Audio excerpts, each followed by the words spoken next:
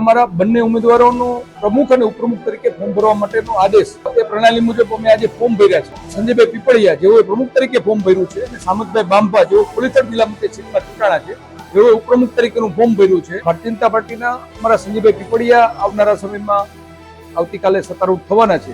Bharatiya Janata party એટલે સામાજિક સમરસતા અને એ મેસેજ સાથે યુવાનો અને શિક્ષિત લોકો જનપ્રતિનિધિ તરીકે ચૂંટાઈને આવ્યા હોય અને એમને આ એક ચાન્સ મળ્યો છે. ભાજપના તમામ પ્રકારના નેતૃત્વ મારી પસંદગી કરી છે એ બદલ તો તમામ ભાજપના તમામ હોદ્દેદારોનો ખૂબ ખૂબ આભાર માનું છું. જે છેવાડાના ગામોના વિકાસ થાય એ જ અમારી પ્રાયોરિટી છે.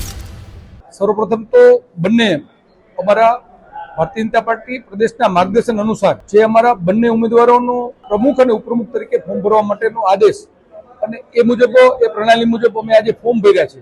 ત્યારે અમારે કુવાડવા જિલ્લા પંચાયત સીટના ઉમેદવાર સંજયભાઈ પીપળિયા જેઓએ પ્રમુખ તરીકે ફોર્મ ભર્યું છે અને સામતભાઈ બાંભા જેઓ કોલીથડ જિલ્લા પંચાયત સીટમાં ચૂંટાણા છે જેઓએ ઉપપ્રમુખ તરીકેનું ફોર્મ ભર્યું છે અને એમના બંનેના ફોર્મો અત્યારે અમારા આગેવાનો અમારા ચૂંટાયેલા પ્રતિનિધિઓ દ્વારા રજૂ કરવામાં આવ્યા છે.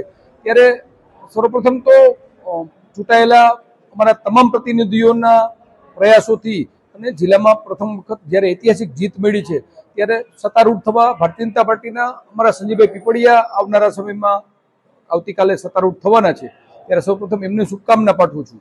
અને જ્ઞાતિના સમીકરણો મુજબની વાત આપ કરો છો, ભારતીય જનતા પાર્ટી એટલે સામાજિક સમરસતા અને એ મેસેજ સાથે યુવાનો અને શિક્ષિત લોકો જનપ્રતિનિધિ તરીકે ચૂંટાઈને આવ્યા હોય અને એમને આ એક ચાન્સ મળ્યો છે. જે ચોક્કસ યુવાનો આપ જાણો છો કે યુવાનો છે એ પાર્ટીમાં કામ કરતા કરતા બૂથ પ્રમુખ હોય, એ સક્રિય સભ્યો હોય, પ્રાથમિક સભ્યો હોય કે શક્તિ કેન્દ્ર સંયોજક હોય કે પાર્ટીના નાના મોટી જવાબદારીઓ સંભાળતા હોય એમને જો આ જવાબદારી આપવામાં આવી છે. સંજયભાઈ છે અમારા ચૂંટાયેલા સરપંચ પણ છે, સાથે સાથે પાર્ટીના પણ ખૂબ સિનિયર આગેવાન છે. એવી જ રીતે અમારા સામતભાઈ બાંભા છે એ છેલ્લી 3 ટર્મના ગોંડલ તાલુકા ભાજપના મહામંત્રી તરીકેની જવાબદારી વહન કરતા હતા અને પૂર્વે બક્ષીબંધ મોરચામાં પણ સામતભાઈ પ્રમુખ તરીકેની જવાબદારીનું વહન કર્યું છે. હું માનું છું છેલ્લા 2.5 વર્ષ વિવાદવાળી વાત મને ક્યાંય દેખાતી નથી.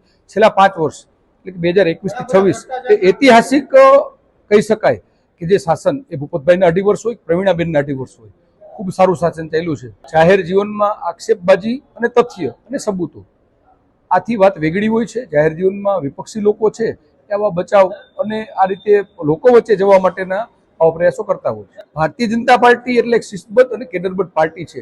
સિનિયરોની વાત હોય, અમારો એક પરિવાર છે, પરિવારમાં કે નારાજગીવાળી વાત કે આવી કોઈ વાત આવતી નથી. આવતા સમયમાં અમારો જે પંચનિષ્ઠા એટલે અંત્યોદયની ભાવના છેવાડાના વ્યક્તિ સુધી જે પહેલા વ્યક્તિને મળે છે છેલ્લા વ્યક્તિને એ લાભ મળે એ આશય સાથે અમારા જનપ્રતિનિધિઓ કામ કરે અને એ આરોગ્ય હોય, રોડ રસ્તાની વાત હોય, જનસુખાકારી માટેના દરેક પગલાઓ છે અમારા ચૂંટાયેલા જનપ્રતિનિધિઓ લેશે. પ્રમુખ તરીકે આજે જે ભાજપના તમામ પ્રકારના નેતૃત્વ મારી પસંદગી કરી છે એ બદલ તો તમામ ભાજપના તમામ હોદ્દેદારોનો ખૂબ ખૂબ આભાર માનું છું.